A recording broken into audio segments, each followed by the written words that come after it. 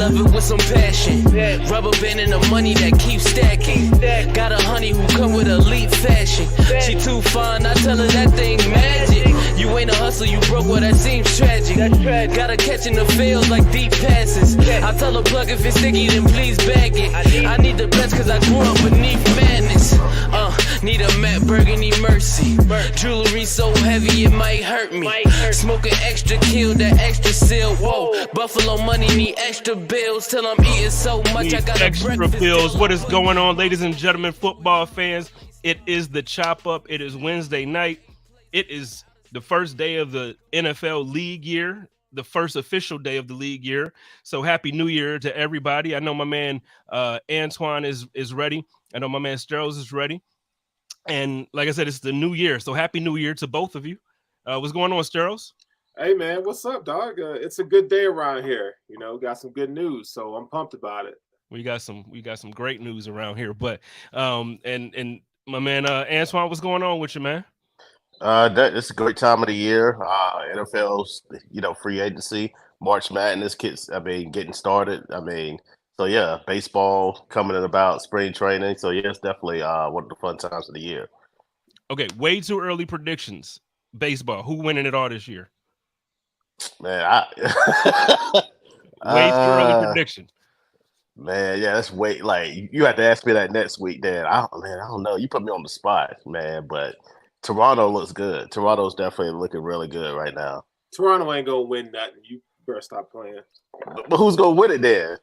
I'm not going with the Padres. The Dodgers. Wait, please. The Padres are a candidate to win it. I can't go with the Padres. I mean, they loaded up on talent. They should win it. All the talent they have. Ain't gonna do nothing. Somebody said the Yankees. I said the Yankees, and Sarah said it too. You already know. The Yankees say they ain't the best team in their division. So don't have me call my girl Gina in the joint. I send her a link to join. Like, right please now. Please do.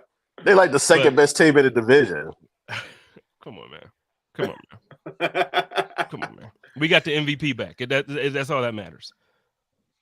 Okay. Y'all still need some pitching though. I mean, Garrett Cole, man, dude is damn. Yankees for sure. You know what I'm saying? Oh, come on, man. Got these Yankee people on here, man. Y'all need to stop. But all right, well, let's get into it. Y'all know what it is, man. It is, like I said, it's the NFL New Year. It's the first day of official business for this year, 2023 of the NFL season. A lot of good stuff going on. So what we're going to do on this show, we're going to try to not focus on the Buffalo Bills.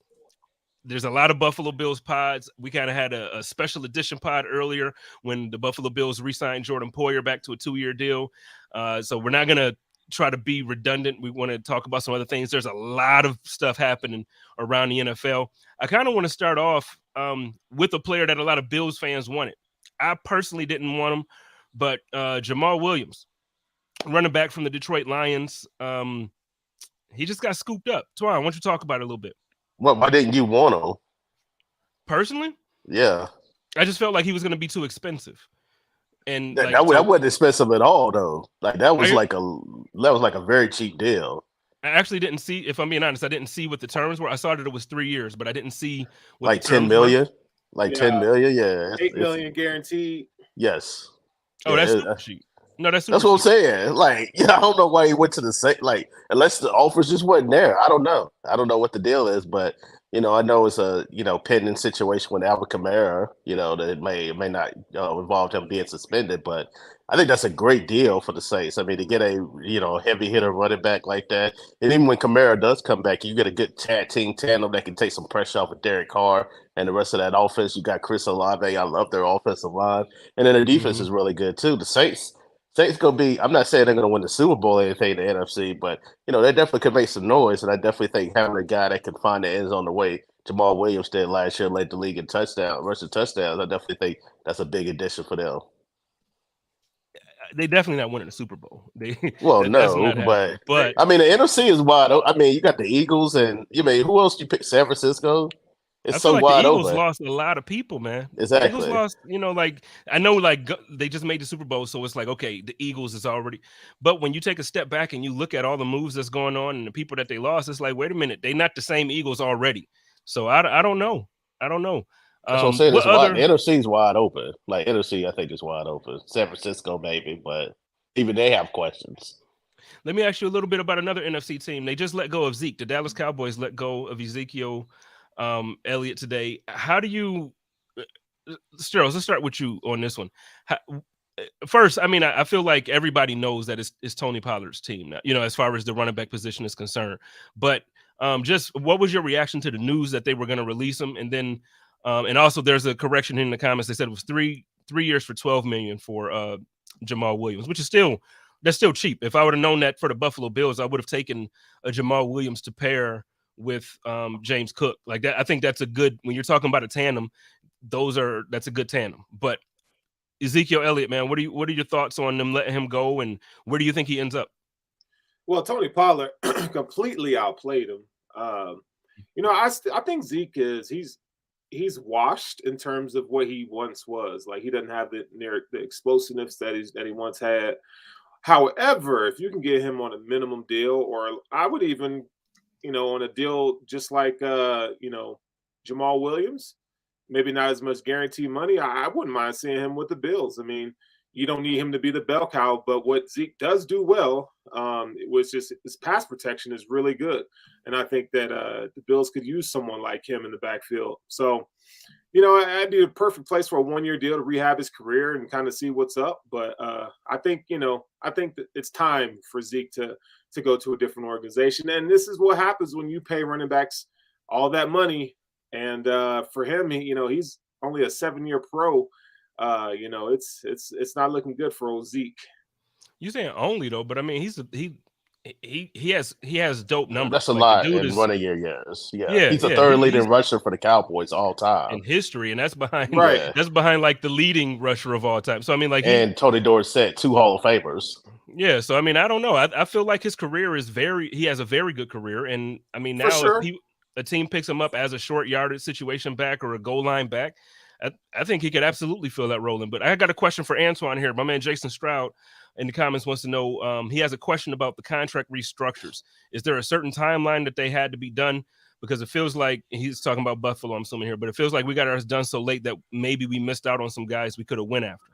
No, I mean, but normally the contract restructures are done before the league year starts. That way you have extra money to spend. Like, you can do it after the league year starts, but again, once you do it at that point, then all the action has already happened at that point, where the action started Monday, actually. So, like, you're already behind the 8 ball. It's kind of what he alluded to. If you're the Bills, then, you know, all these deals are already kind of happened and agreed upon. So you're doing it on a Wednesday. It's kind of like, you know, we could have got X, Y, Z guy, you know, instead of if we had done this on Sunday as opposed to, you know, wait until Tuesday and Wednesday. So, yeah, I mean, there's no timeline on it, but you definitely want it done sooner rather than later.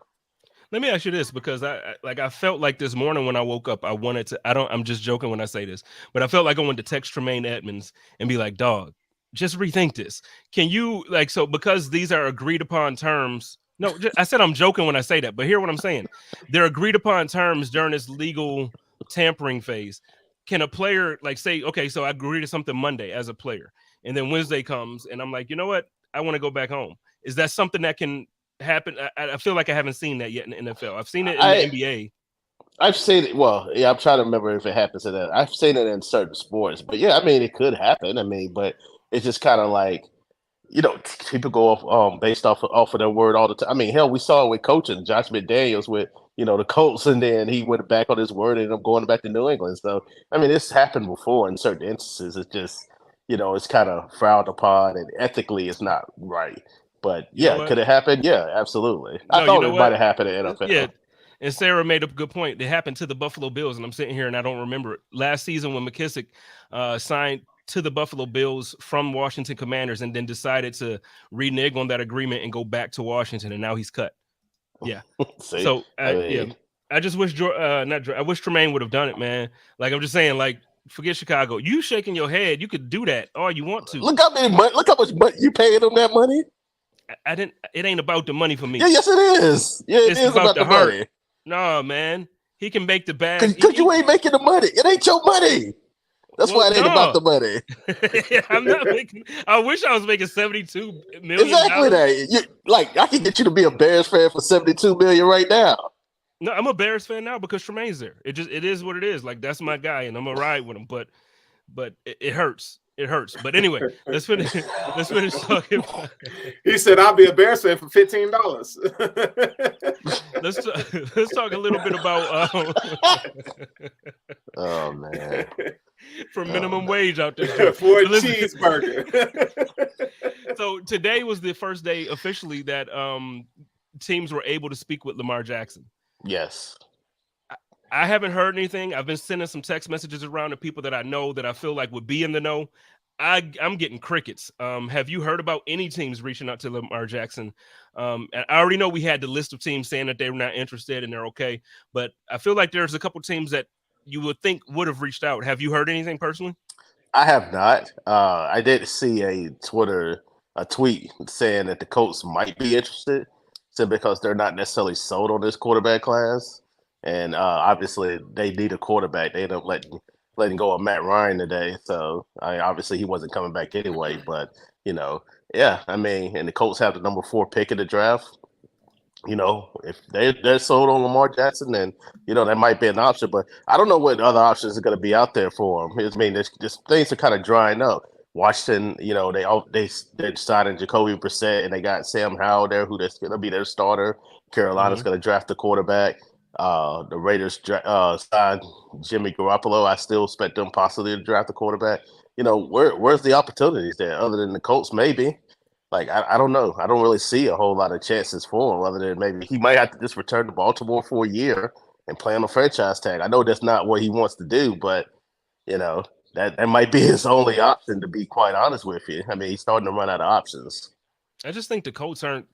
I don't know. I don't see it being a really, like, it's a move for money, obviously. But I'm saying, like, if you're trying to win, man, I just don't see that team is set up to win the same way other teams are. Like, I would rather just go back to Baltimore.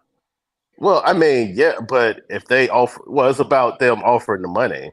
That's what it's about now. Now it's kind of in their hands. If the Colts offer them, $250 million guaranteed, and the Ravens refuse to match, then he's going to Indianapolis because the Colts. I'm sure Baltimore would probably just rather have the picks in that case because they're not going to match that, and that's kind of out of his hands. Although he could say, "Well, I don't want to necessarily play for the Colts," and then try to work it that way, but I don't know what situation is going to be great for him. Like, what? I mean, look around the league. I mean, there's not a lot of great situations that's out there for him that's going to be, ideal for him to go out there and win.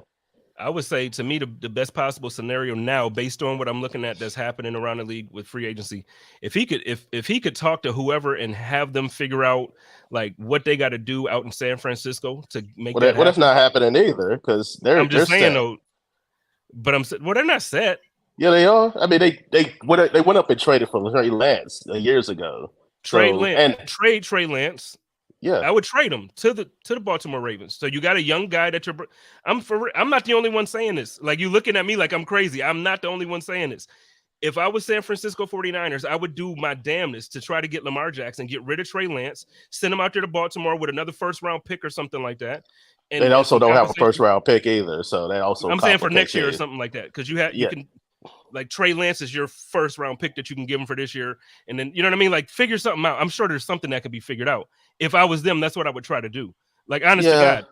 But I think they're set too. I think they're fine with, just contenting their situation as well. But yeah, that would be ideal. That'd be the most ideal spot for. That might be the only ideal spot for them, to be quite honest with you at the moment. So, Steros, I was also looking. So, Jacoby Brissett signed with the Washington Commanders, and that one kind of gets me because I feel like they were set up to look for somebody in the draft. Obviously, Brissett, I feel like in a way he played well enough to earn a starting role, but he's not a franchise guy. Right. You get what I mean? But so how do you think this plays out for Washington? Do you think that they still look to try to draft a quarterback this year? Do you think that they're like, okay, we can spend some time with Brissett while we figure out if a guy, or what do you think is going to happen when it comes to that? I think they're going to roll with what they got this year. I think they're in a perfect position in terms of, you got a new offensive coordinator, right, coming over from Eric Bieniemy. So I think, to be honest, like, Washington's one of those scoring franchises where I think he'll have a lot of time to figure things out. You know what I'm saying? So I think it's a good move for them to bring in a guy like Jacoby Brissett, a veteran who can play in a pinch, like to do and be successful. I mean, he's not a franchise guy by any means, but he's a really good backup quarterback. So see what you got in the young guy, Sam Howell. Let those two battle out, and then if the season goes to hell, you can go draft a quarterback early next year. The only problem with that, I got two things I want to say. The only problem with that is, the potential change in ownership. So if they do get a new owner and they don't make the playoffs, then there might be a little bit on the hot seat then because that's not their guy. So that does kind of complicate things too. And then another thing too, I mean, you talked about Brissett. I mean, he probably could be a starter, but where again, we started to run out of opportunities. Where would he start at? Like realistically, we either got teams that are trying to draft a quarterback, teams that have a quarterback, or teams that believe they do have a quarterback. And I don't know what situation he could go in and legitimately start at the moment. Atlanta. Atlanta, but I don't know what the hell Atlanta's doing actually, but that might be one of the very few situations. The Colts, you can go back to the Colts. Well, the Colts could draft the core. Right. I don't think Atlanta knows what Atlanta's doing. The Colts could draft the guy, so but I don't know what the Falcons are doing. I think he's better than Baker Mayfield. I mean, why didn't Tampa take a shot at they're in cap hell? I mean?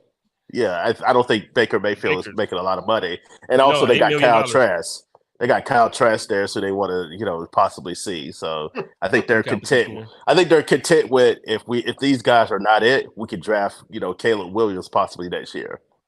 But see, this is what it's come to. I'm old enough to remember in the playoffs or heading into the playoffs when Twan was telling me how good Baker Mayfield still is, and now he's in a competition. He's in a quarterback competition. Oh no, I hate when people put words in my mouth. No, that's not what I. No, that's not what I said. No, that's not what I said. You said no. To be honest with you, you said I said he was better than Cam Newton. You said he was not. That's what I said. Okay, watch Cam Newton ain't on the roster, man. Like, just let it go. He don't want to at this point. That's BS. Content, man. That's BS. Content. No. That's BS. That's BS. If I'm not the only one that feels that way. Apparently, the NFL feels that way too. Cam Newton is done, man. Like he's done.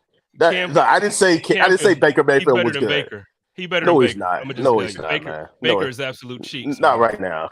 No, right now. Did you see Cam Newton the last time he played? I did. And what do you think about his play? I mean, he was bad. His shoulder is shot.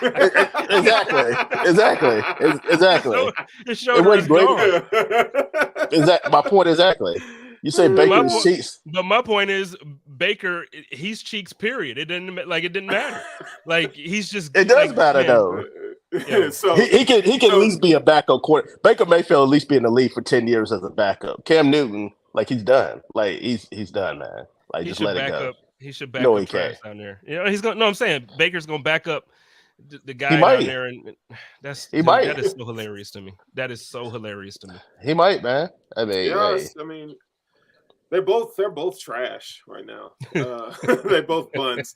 Yeah. Hey, would you say Cam is? Would you call him Spence?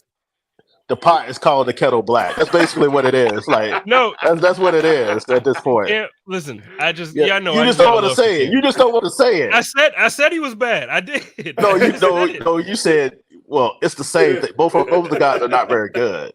But no, I said he was trash the last time he played. I'm saying it again. He was trash the last time he played. But who's less trash? What's the lesser of two evils? I'm taking Cam. No, not right now. You're not. Baker can't even run for a first down. Cam can at least give you 4 yards on the scramble. Baker can move. Like he can't move like Cam Newton, but he can move. He can move down to Tampa Bay. Like, that's all he's doing. That dude is buns, man. And guess what? He's got a job though. He got a job. He do. The number 1 overall pick got a job backing up the backup down there in Tampa Bay. To the backup. Yeah, I love it. But whatever, let's move forward because I don't want to keep going on Baker. Baker, he's really not that bad. I guess I've had a thing about Baker since he was drafted. The way he came into the league with his attitude as if he won multiple championships before he was ever drafted. I just didn't like his attitude. Okay, then you could say that then. Yeah. I'm saying that. I'm admitting to it. Like I just don't. I wasn't a fan of his, so I just always celebrated at the moments that it was just Anyway, let's talk a little bit about let's talk a little Hey, bit hold about on. So my boys, if y'all would have saw Spence lately yesterday, my boy needed a hug. Now Stella got his groove back today, boy. He's on. He's back. Listen. Tori, you Big should have dubs. seen it, bro. You should have Big seen him, dubs. dog. he was crying. He's crying. I wasn't crying, but I did the code of conduct. You know, every Tuesday I do the code of conduct. I was just going off about the Buffalo Bills because I felt like the holes that were going into the season with, we didn't have to. And the fact that, like, I feel like, and I still have the graphics up in here because we did it in the chop up. So I talked about these draft classes. You know, you go back to this draft class, and okay, so in this class, who would you say we hit on? Tyler Bass, Gabriel Davis, and Dane Jackson, right? Maybe AJ Epinesa, if you want to say that. So 4 in that class, right? I wouldn't even give it that. You go to this class. That's what I was gonna say, but okay. Okay. So we won't give it that. Because I don't like AJ Epinesa. So let's say 3 in that class. Exactly. Right? Then you go to this class, Kyer Elam, who they barely played. So really, I can't say we hit, but I like him. So let's say incomplete. Like, you give him incomplete right now.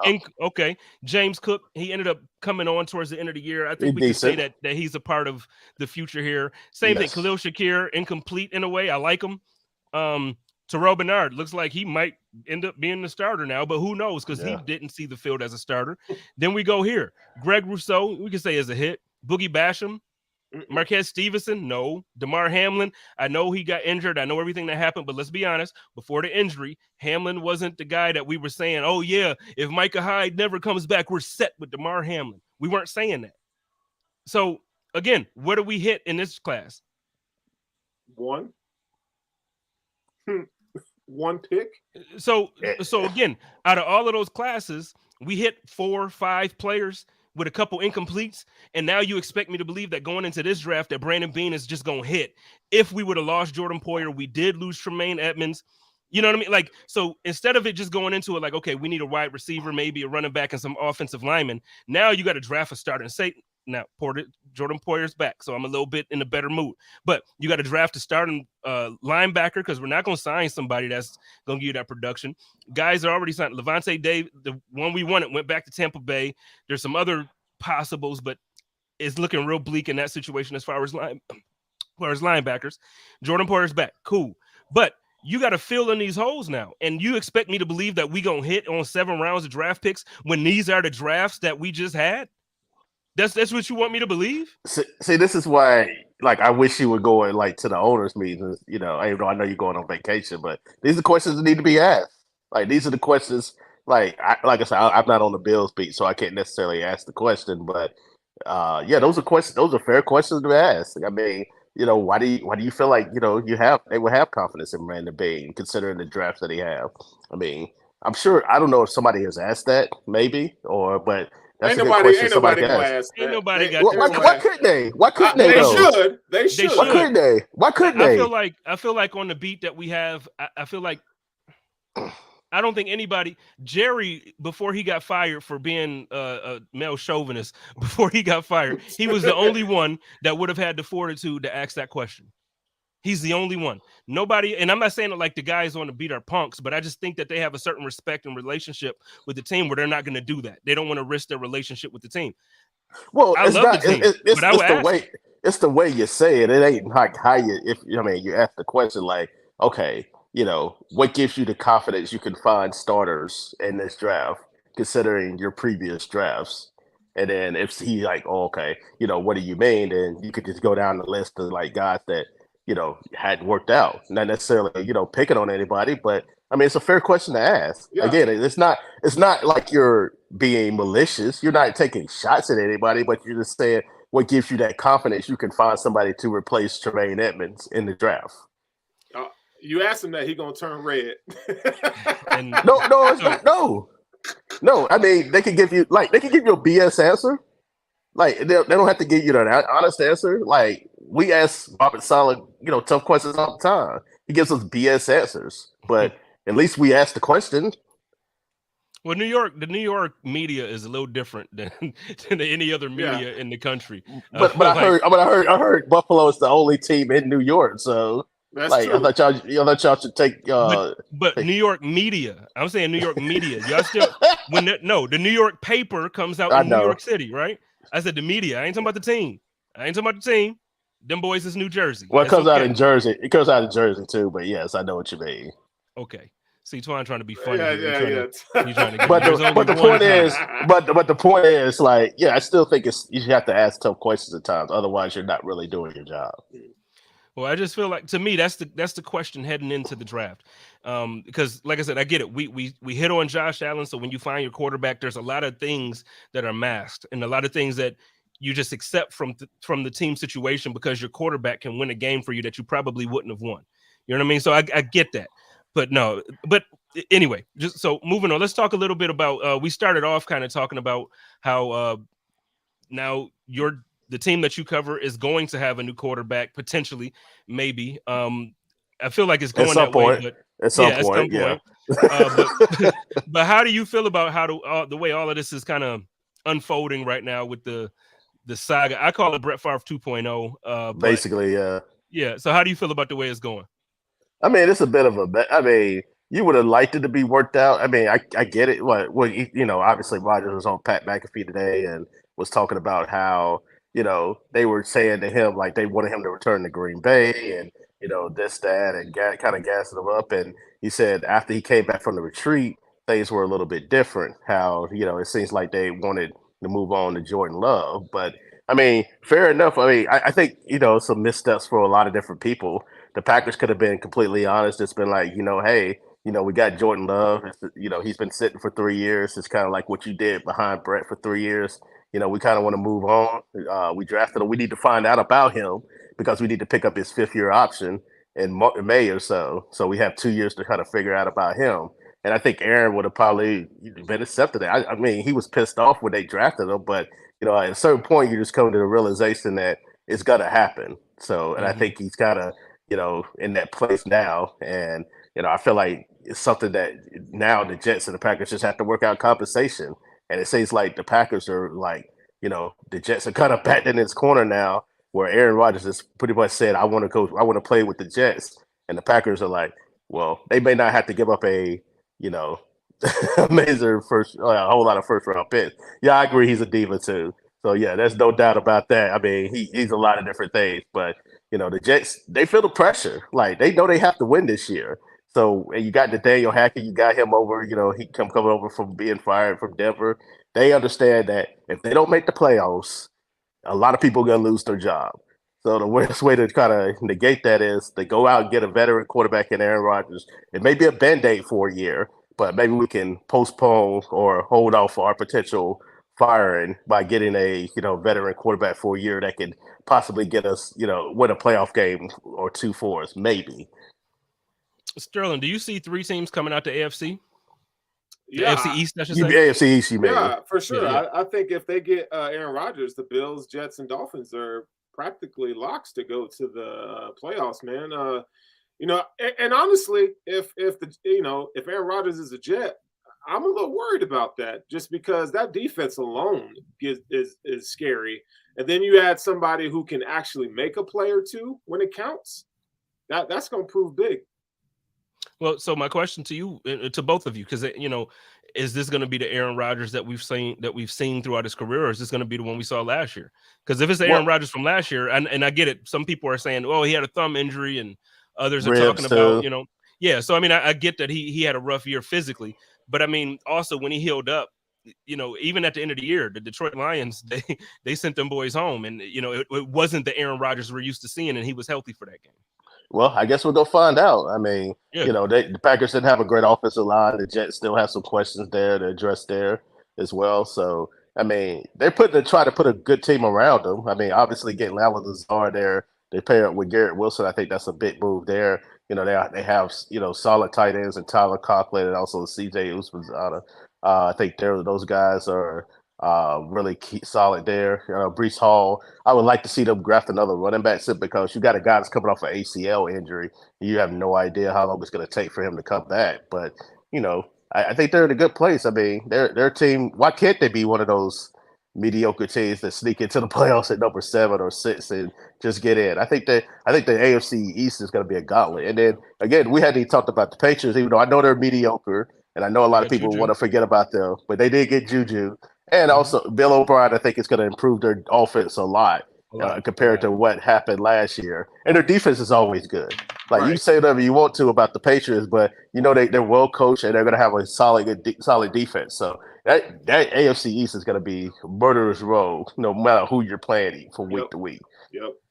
I agree. Yeah, no, I agree with you. My only real concern, so if I'm a Jets fan, my only real concern about it is going into this year, after watching the team last year, I really feel like weapons and defense, all we needed was a solid quarterback.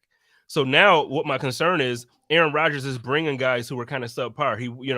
And not all Lazard of them are solid. subpar. I think Lazard, yeah. I think he's solid, but then you're talking about bringing really Cobb was good. I'm not saying that this is not a shot. I think he's a very good player for a long time. He's aged, but he's on the wrong year. He's on the wrong side of his career at this point. So I just don't think I think that the team, the way the Jets are constructed, if you add Aaron Rodgers to last year's team, I think that team by far outperforms what they did. Well, hell, you could have put Matt Jones on the Jets. I think they would have gotten in the playoffs over the Dolphins. Well, but now I feel like some of those players on offense are going to be they're going to be on their way out if you're prioritizing the guys that Rodgers wants to play with. Yeah, it's a Band-Aid situation. They are trying to win in the short term. Like, again, these guys are trying to save their job. Like, they understand the situation. If they lost 6 straight to end the year. The owner was not happy whatsoever. If they don't make the playoffs this year, like I said, again, a lot of people are going to be gone. Period. Mm-hmm. Like, especially when you started out the year 7-4, enter December, looking good. Like, all you have to do is probably win 2 games and get to the playoffs. And then they couldn't even do that. They end up losing 6 at the end of the year. Yeah. Well, we'll see. I think I agree with both of you. I think the AFC East is going to be at least expectation-wise is going to be the fun division. But I'm cautious to say that because last year we thought the AFC West was going to be that way. You get what I mean? Correct. Yes, and it was not. Well, you still had 2 playoff teams coming out of there. So to be fair, but yeah, it wasn't the gauntlet that I think a lot of people expected. Yeah. So, who was I gonna? Because now that just threw me. I was gonna ask her. Oh, Miles Sanders signed. So more running backs coming off the board, and the contracts aren't looking like what I think a lot of people assumed. Like everybody was thinking, like, a lot of these dudes are gonna get bread. How are you feeling about? You know what? Even before we get there, there's a lot of guys that are being cut that I wouldn't have expected to be cut. Darius Slay did not come to terms with the Philadelphia Eagles on a restructured contract, and they let him go. Sterles, I'll start with you and then ask Twan about this. How do you guys feel about Darius Slay? Again, I said the Eagles don't have the same squad. If you look at them a week ago, they don't look like the same squad already. How do you feel about prior to the draft? How do you feel about the Eagles? Man, it sucks because, they went on that that Super Bowl run, and it's like their whole team's going to be different next year. I mean, Miles Sanders just signed with the Panthers. They released Darius Slay. Bradbury's gone.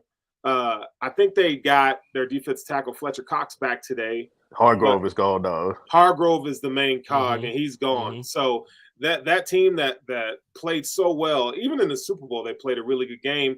Now they're going to be looking at, holes to fill. And I think it's because they're gearing up to pay Jalen Hurts. They know that they're going to have to pay him. So the roster's going to have to change.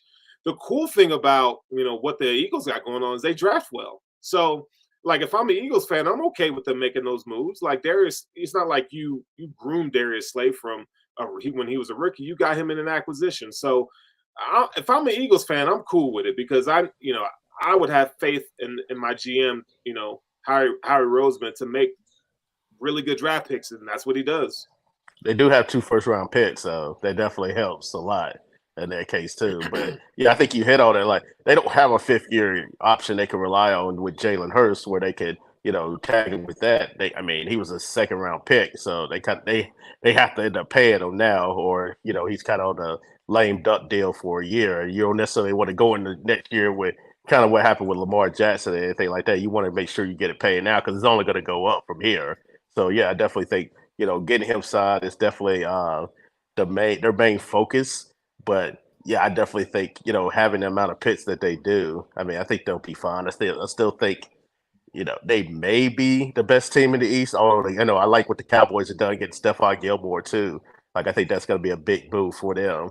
So yeah, the Cowboys are definitely going to be right there as well. If they can somehow add another receiver, Dallas, then I definitely think they could possibly overtake the Eagles in that division.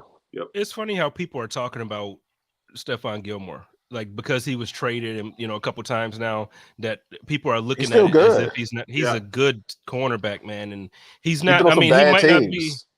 and that's what I kind of want to talk about. Like, would I have taken him back in Buffalo? Yeah, last year we signed a couple guys that you know what I mean. Like in the offseason, we signed some guys that didn't pan out through halfway through the season.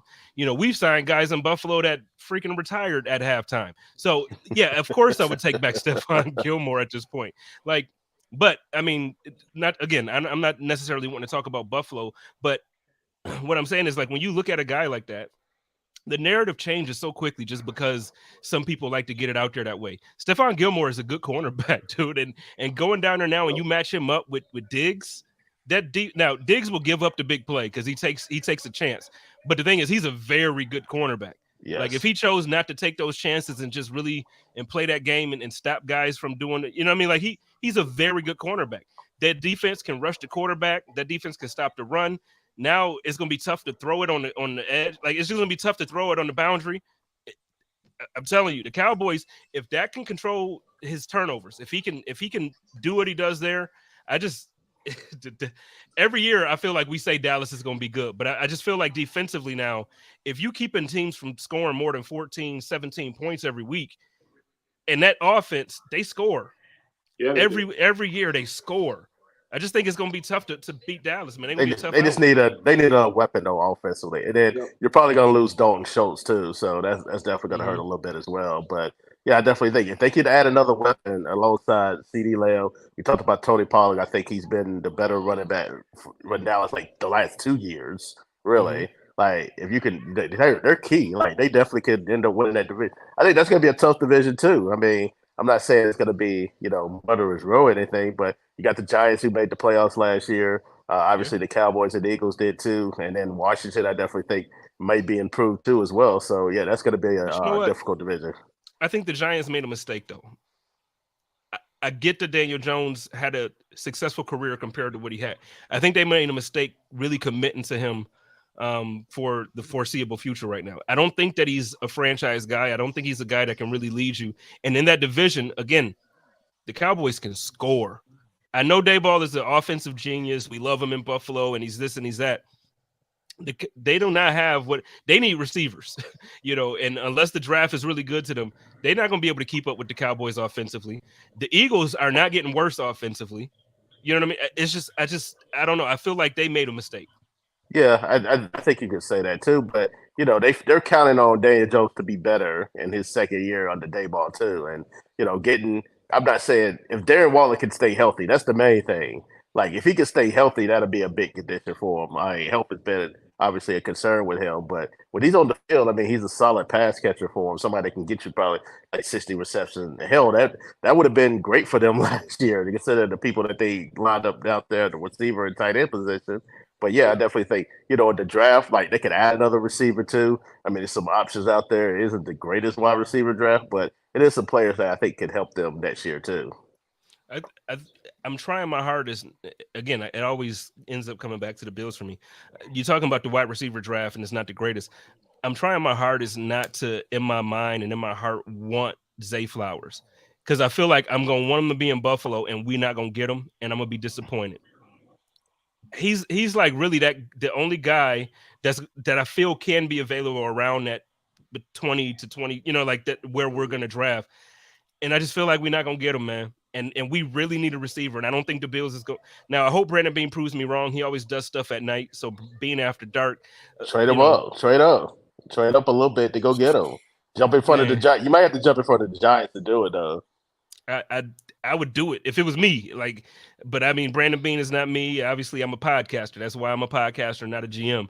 But man, I would trade up ASAP to get that dude. Like, we need he's help good. after He's Stephon good. Diggs, man. We Hey, need help. I've seen him since he's playing in high school down in Florida, so I know how good he. Like I say, I'm surprised he went up to BC. That was my big question. I was like, why is this guy not playing in Miami? Like seriously, like I mean, he was that good in high school, and he showed that in Boston College. Even as a freshman, like he was like just burning juniors and seniors as far as quarterbacks. I mean, he is legit. I know a lot of people have questions about the size, but I mean, he is a great route runner. I mean, if you can't catch him and his route running is like superb, then I really don't care about size. I mean, I saw Steve Smith, like not that I'm comparing Zay Flowers to Steve Smith, but I saw Steve Smith just go gangbusters on people for years, and that man, he's listed at 5'9", but he's really like 5'7", and like it. I mean, I don't care about the size, as long as you can get away from people and you're a crisp route runner like plays Flowers, then that's all that matters to me.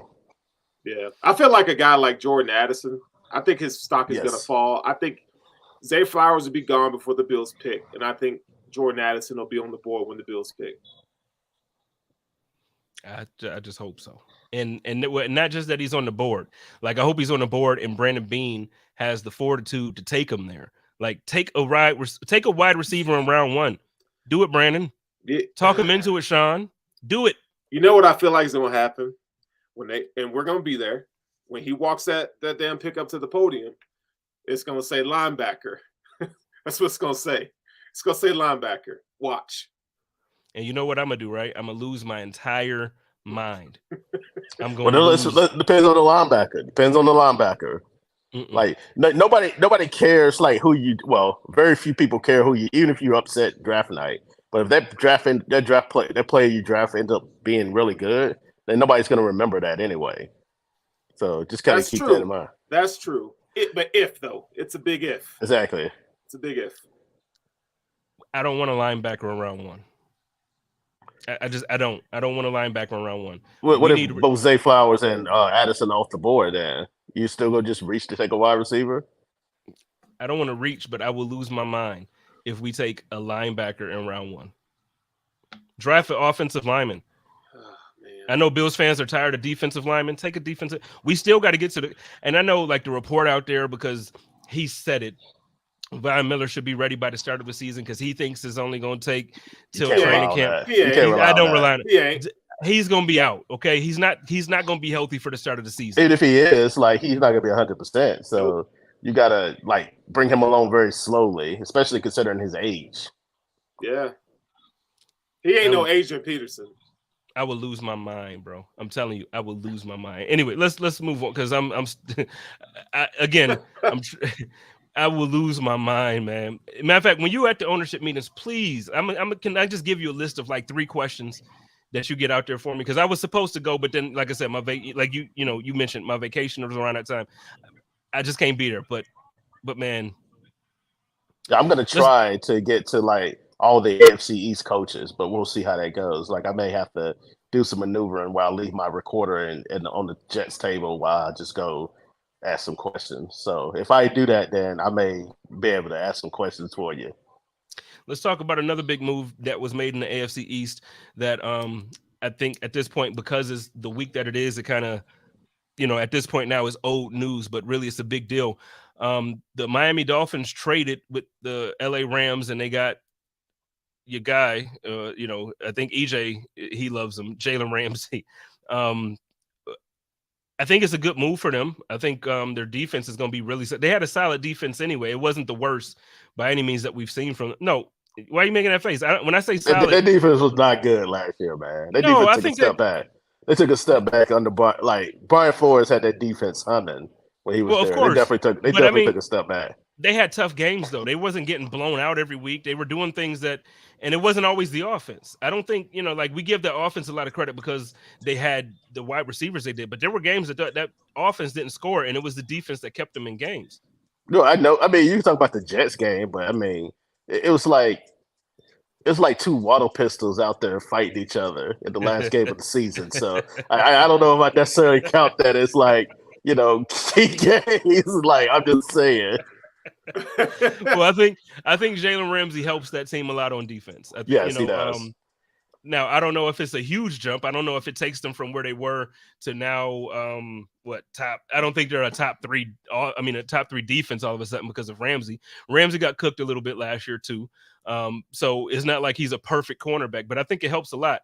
Steros, how do you feel like this move, kind of shakes up anything in the AFC East? I mean, I think anytime you add more star power to the division like that, man, it only makes it better. He's taking over for Byron Jones. And, I think it's going to be great for, that cornerback room, just for the young guys that they have in there. And then that front seven, I think if they go into this draft and they get a linebacker, I think that defense is going to be good. And Vic Fangio is going to make the difference. I mean, I really like Vic Fangio as a defensive coordinator. Jalen Ramsey can ball, whether we like it or not. The dude can still ball. So I think they're going to be dangerous on defense, man. You got Javon Holland in the back. Like, they're good, man. They're real good. The secondary is going to be a problem. Like I know Xavier Howard had a bit of a down year last year, but he's still a solid corner. He's really above average corner. Right. And then you get, Jalen Ramsey, who's played in the Vic Fangio kind of scheme before. So he's familiar with the terminology. And you mentioned Holland. They had the really good rookie last year who's going to move to the slot. Yeah, exactly.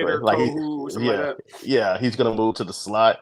So I think the secondary is like stacked, really. I think it's in a really good position because I thought he had a great year. Especially at the rookie position, kind of underrated, especially considering how Sauce Gardner and Tariq Woodley played last year. Like a lot of people kind of forget how good he was. And then you mentioned, the edge rushers that they got. Bradley Chubb, the deal didn't really work out the way that I think they thought, when they made the trade. But, he's also familiar with Vic Fangio's scheme. He played with Vic Fangio in Denver. And, you got Phillips there. Yeah. I think it's going to be tremendous. He's a stud. Exactly. And Kristen Wilkins, who I really like that defense is definitely going to be improved. And then offensively, getting Mike White there, as a quality backup to Tua. I think that's something they definitely really needed. I think the Dolphins are really setting themselves up to, be a player in the AFCs. It's going to be a problem. Like, it's going to be really fun to watch this year, them and the Bills, and now the Jets go at it. And that's my problem, y'all. Like, you see these other teams loading up, and the Bills over here, like, we're just gonna get the band back together. Like, I need a little something more, man. I need them to do something. Yeah, I can see that too, because everybody's loading up. Everybody's loading up to beat the Bengals, trying to get the Bengals and the Chiefs. That's the two top teams you're going for in the AFC.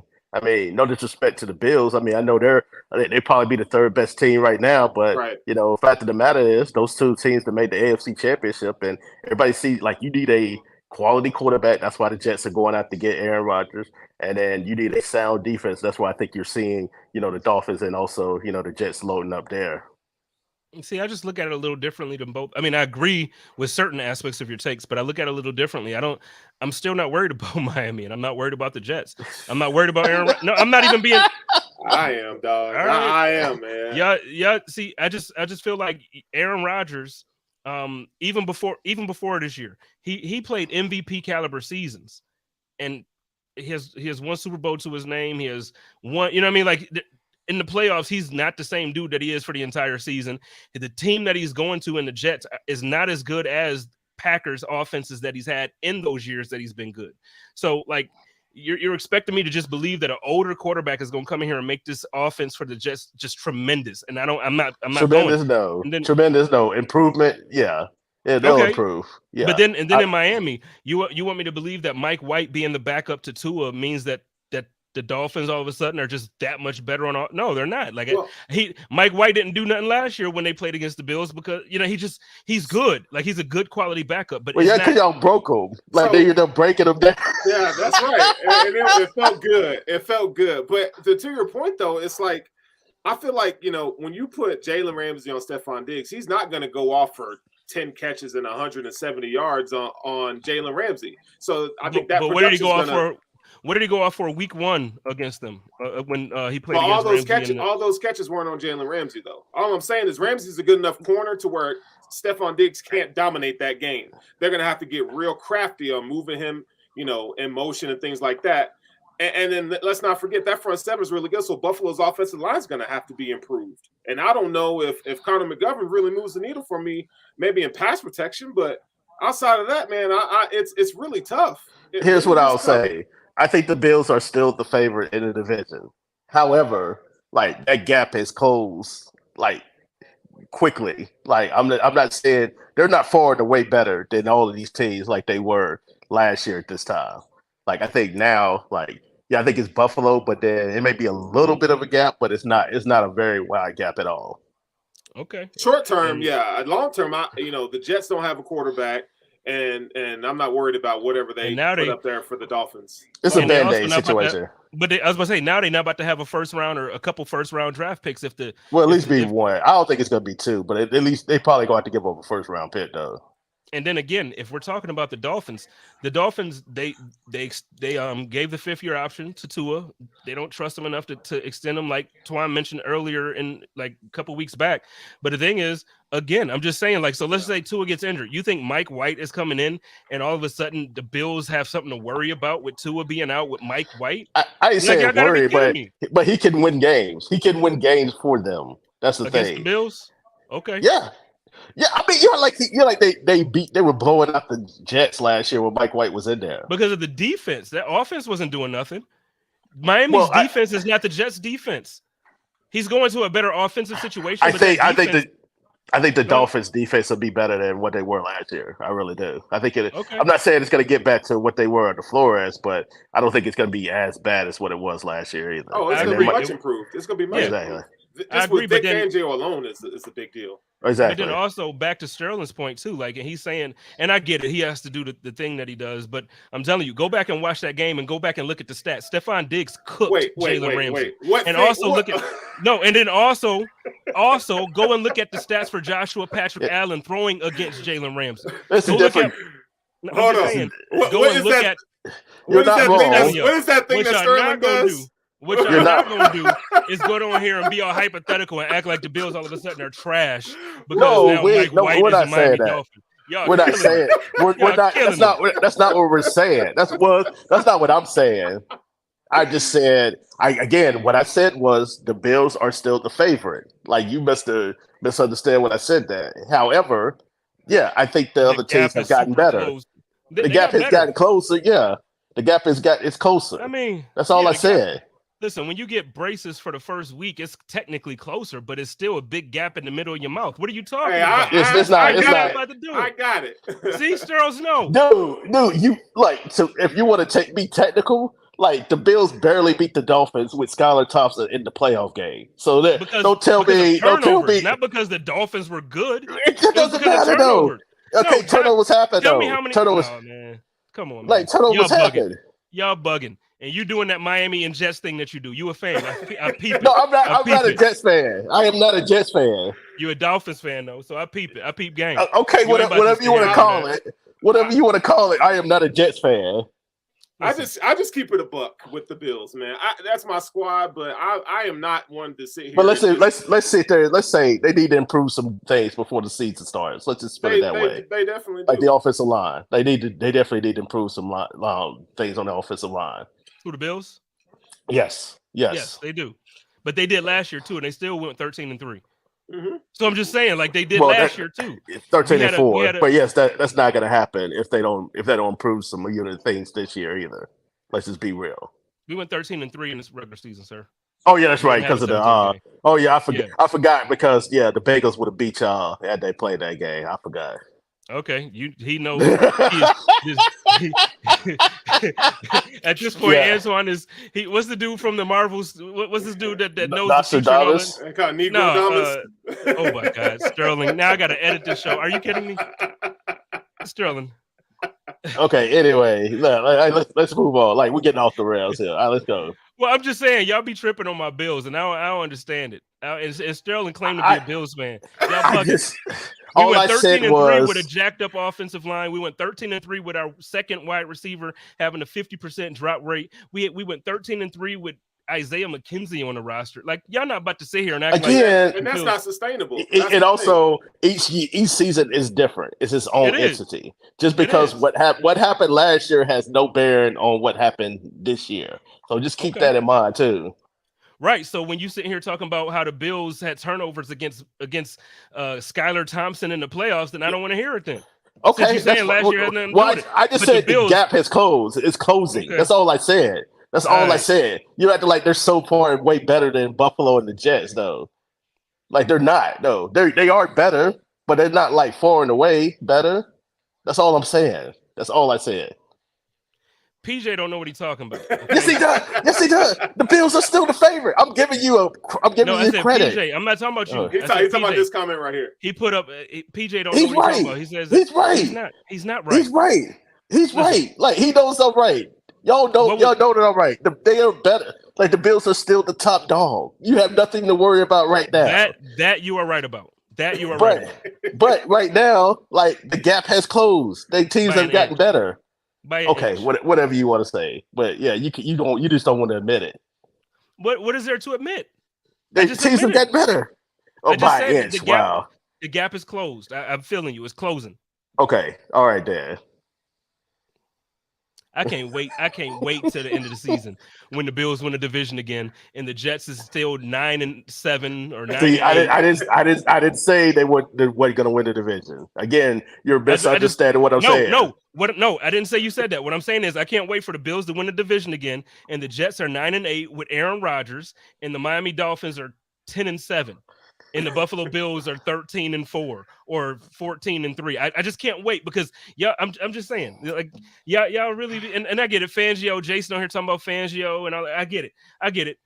They made some moves, and we lost our defensive coordinator, and I get it. Okay, go ahead. I just can't wait. I'm actually, you know what? I'm gonna put a reminder in my phone right now. Okay, so Bills. Yes, the saying goes, write it down, take a picture, please do. What do you think? What do you think the Bills' record going to be next year? Who me or like Spence said 13-4. 13-4. I just said it. Twan? I probably would go with 12 wins right now. I can't give them 13. I think the division has improved. So I think they're. Tell me what Miami's record going to be. 11 wins. Ooh, that's bold. 11 wins. What about 10. The Jets? About 98, probably. About 98. Okay. Listen, y'all. This has been the Chop Up. You can't even say anything else. Man. I love because I just said that about the Jets. I just said the Bills win the division. I just said that. You can't even take that. No, I agreed with you there. I said you're right. And then I asked you what you thought Miami's record was going to be, and you feel like they're going to be a game back from the Buffalo Bills. Yeah. I think they'll split. I think they'll split. I could see them split, and they split last year. That's not unrealistic, but I'm telling you, ain't no way. Y'all sitting here talking like these boys going to take a major step forward. I still don't trust their head coach. I think he's a good dude. I think people like him. But so they can't win 2 more games? They can't win 2 more games than what they did last year? I don't think they do. That's fair. I don't. No, I'm being honest. I don't think they do. I do not think the Dolphins are good. I don't think they do. Tweet it.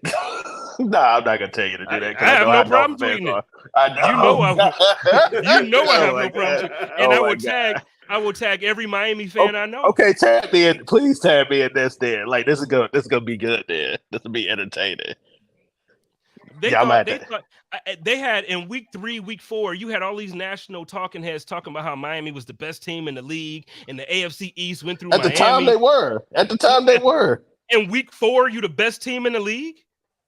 No. Well, I didn't say they were going to win the division, but at the time, like it was a fair question that they finally exercised their demons and beat the Bills for the first time, and like what was it, like 7 tries or whatever. Beat the Bills in that game, man. All right, y'all.